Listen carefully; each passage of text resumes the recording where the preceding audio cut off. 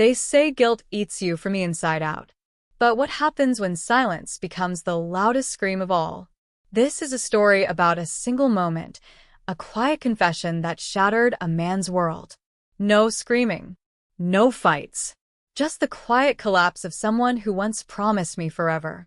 And I stood there, speechless, because I knew I was the one who destroyed him. Have you ever wanted to reach back in time, grab your past self by the shoulders, and beg her to make a different choice? I do. Every single night. I relived the moment I watched Caleb fall apart and said nothing. We met during my final year of college. I was at my usual tucked-away cafe after class when he held the door open for me and spilled his cappuccino all over himself. We both laughed hard and ended up sitting down together. One conversation turned into two. Then came the dates, the late-night calls, movie marathons on rainy Sundays. And just like that, I fell. Harder than I ever had. Caleb was gentle, steady, and quiet in the best way, the kind of presence that made you feel truly seen. He wasn't flashy or loud. He didn't need to be. He was always there, constant and patient. And maybe that's why I took him for granted.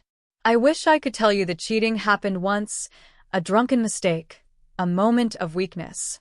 But the truth is much uglier than that. It started with a coworker, Jason. He was the opposite of Caleb in every way, bold, loud, magnetic. He noticed everything, my new haircut, the color of my nails, the small things. At first, it was harmless, flirty texts, long lunches, inside jokes. I told myself I was just bored, that it didn't mean anything. But then came the night I stayed late at the office and didn't come home. I lied to Caleb's face. Said we were working on a pitch. He kissed my forehead, handed me a mug of tea, and said, "Don't burn out, babe." I hated how kind he was, because I knew I didn't deserve it. The affair went on for 6 months. Every time I looked at Caleb, I felt like a monster. And still, I couldn't stop. Jason made me feel wanted in a way that filled some deep, unspoken insecurity. But fantasies never last. One night, Jason showed up drunk at my apartment. Caleb was on a night shift. Jason said something loud and crude in the hallway. A neighbor overheard. And like most apartment buildings, word traveled fast. Too fast. The next morning, Caleb was waiting for me when I got back from a run. He was pale. His hands were shaking. "I need to ask you something," he said quietly. "And I need you to be honest." My heart stopped. "Is there someone else?" The moment stretched into eternity. His voice cracked. He wouldn't look at me. And in his eyes, I saw it. He already knew. But I lied again. "No," I whispered. "Of course not." And he believed me. Or maybe he wanted to. I thought it would end there. That I had buried the truth deep enough. I was wrong. A week later, I came home and found Caleb sitting on the floor of our living room, holding my old phone, the backup one I'd forgotten even existed. Turns out I hadn't wiped it as clean as I thought. I didn't try to explain. What could I say? That it didn't mean anything? That I still loved him? That it was just a phase? No excuse could touch the pain in his eyes. He didn't yell.